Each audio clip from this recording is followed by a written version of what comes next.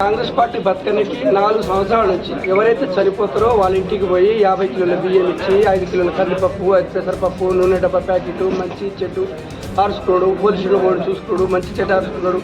ఎవరికైతే voter ID card లేదో వాళ్ళకి ఓటర్ ఐడి కార్డు ఆయన ఇచ్చాడు. రేషన్ కార్డులు అయితే 78 రేషన్ కార్డు ఇప్పించాడు.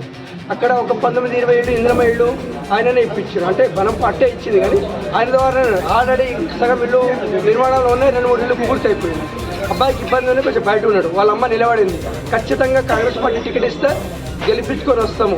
ఒకవేళ టికెట్ ఇవ్వకపోతే ఫస్ట్ సీటు జనగామలో ఓడిపోయేది 11వ వార్డు. రేపు నుంచి ఆ పార్టీ ఓడిపోనికి ఖచ్చితంగా కంకణాలు కట్టుకొని పనిచేస్తాం.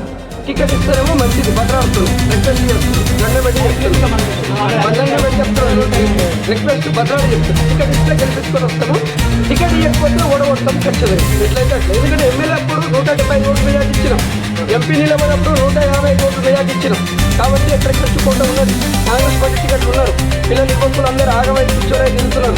టికెట్ ఇయ్యాక కాంగ్రెస్ పార్టీ జెండాలు పట్టుకొని బయట పోలేక పిల్లలు అందరూ ఎవరి ఈ మా వాళ్ళు మొత్తం 12 వాళ్ళు ప్రచారం చేస్తున్నారు. మా దగ్గర టికెట్ లేదా.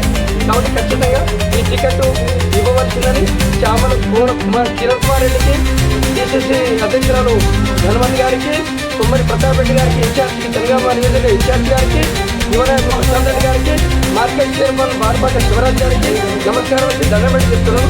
ఖచ్చితంగా మీరు సీట్ ఇస్తారేమో గెలిపించే బాధ్యత మేము తీసుకుంటాం. మా భుజాల మీద చేసుకుంటాం. ఇవ్వకపోతే మాత్రం దాన్ని ఓడగొట్టని కూడా అదే పద్ధతిగా భుజాల మీద చేస్తున్నాం.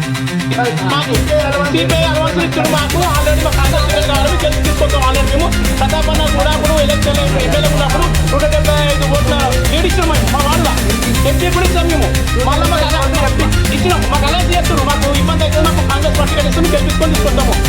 మా కార్యకర్తలు మేము కష్టపడ్డాము. మేము జెండా మోసాము. ఇప్పుడు మాకు అన్యాయం జరుగుతుంది. 100% మాకు టికెట్ మాకు ఇచ్చాము. లేకపోతే 11వ వాడే అంతే 100% 11వ వాడే మొత్తం శాతం 11వ వాడు వస్తుంది.